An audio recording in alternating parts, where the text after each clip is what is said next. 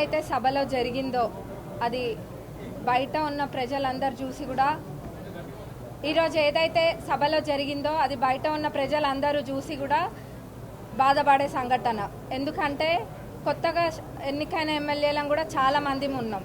అందరికీ వాళ్ళు ఏం నేర్పియాలనుకుంటున్నారో మరి మాకు అర్థం కావట్లేదు. గౌరవ స్పీకర్ గారిని అంత పెద్ద మాట అన్నారంటే మరి ఆ చైర్కి ఏ గౌరవం ఉందని అందరూ కూడా ఒకసారి ప్రశ్నించాలి. ఖచ్చితంగా వారిని సస్పెండ్ చేయాలి. వాళ్ళ వైఖరి ఎట్లుందంటే మొగుడిని కొట్టి నోరప్ప చెప్పిండ్రు అంటారు కదా, 100% అట్లనే ఉంది. నిన్న గవర్నర్ ప్రసంగం జరిగింది.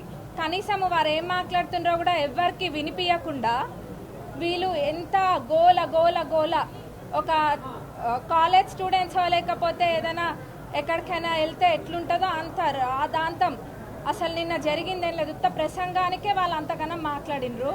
మరి వాళ్ళు గత 10 సంవత్సరాలలో ఎన్ని ఇబ్బందులు పెట్టినరు. అసలు కనీసం ఇటు ప్రతిపక్షంలో ఉన్న లీడర్స్ వైపు కనీసం చూసి మాట్లాడిన వైఖరి కూడా లేదు.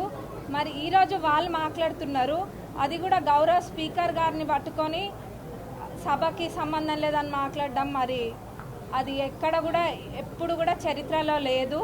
దీన్ని అందరూ యువత కూడా అందరూ గమనియాలి ప్రతి ఒక్కరు. ఎందుకంటే వీళ్ళది ఒకటి బీఆర్ఎస్ స్కూల్కి పోయి నేర్చుకోవాల్సింది ఒకటి ఎట్లా అబద్ధం చెప్పాలి.